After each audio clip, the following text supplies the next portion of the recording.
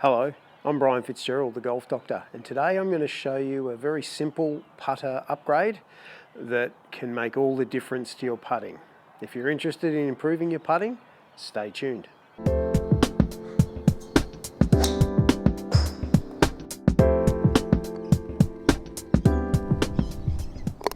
So what's the best upgrade we can make to our putter to try and help improve our putting?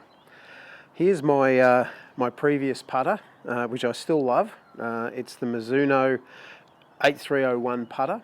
I've cut it to length, and I've put that in other videos, that the best length for me is 32 inches, not the 35-inch standard putter length.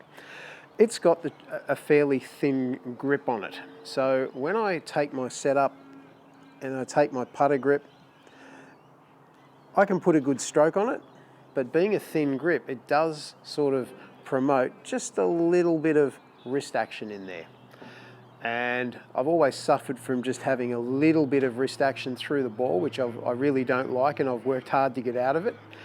And way back in 1988, I remember I had an old master putter grip, and I was going through some putting horrors at the time. So I found out I got a tennis racket grip, just a wrap, and I put one around there. It was quite a light, soft feeling grip, so I'd wrap it all the way around, and I started out with that, and that made it quite thick. And then I went another one, so I actually had two tennis wraps over the top of my putter grip, and I noticed that by doing that, it made it a lot easier for me to keep my wrists locked together. So it definitely improved my putting stroke. The downside of it was that with the weight of the old master putter grip and then the two tennis wraps on top of that, I was very grip heavy, and it really did play around with the feel of my putter.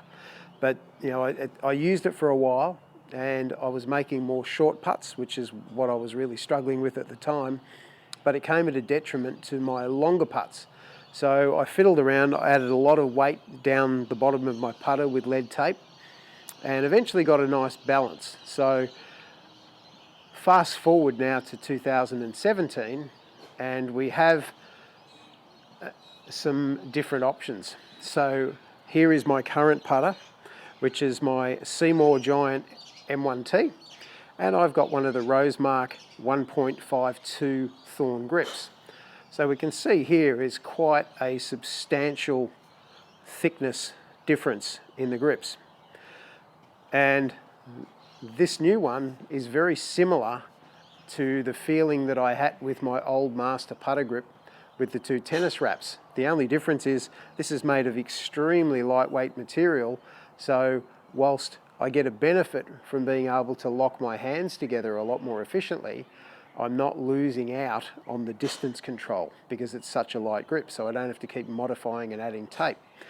So I think one of the best upgrades you can make to your putter is to get one of these thicker grips, and there's various thicknesses available, but play around with them, and you'll just notice that by taking that grip, it really does help lock the wrists together. Now if we can lock the wrists together, we don't get that sudden rapid acceleration through the ball. So that gives us a third variable to try and have to control with putting. I like to think of pace or timing as one variable and length of swing as another variable. We don't really want a third variable. It's too much to actually look after. And it makes you inconsistent. Sure, you can have good days, but you will also have bad days. So spend $25, $30, get a thicker grip, and it really will start paying dividends with your putting. Thank you for letting me help you with your golf. I'm Brian Fitzgerald, the Golf Doctor. And if you want to subscribe to my YouTube videos, you can click on the round avatar down there. You can get further information on my Facebook page or my Twitter feed, or you can go to thegolfdoctor.com.au and sign up to my electronic newsletter.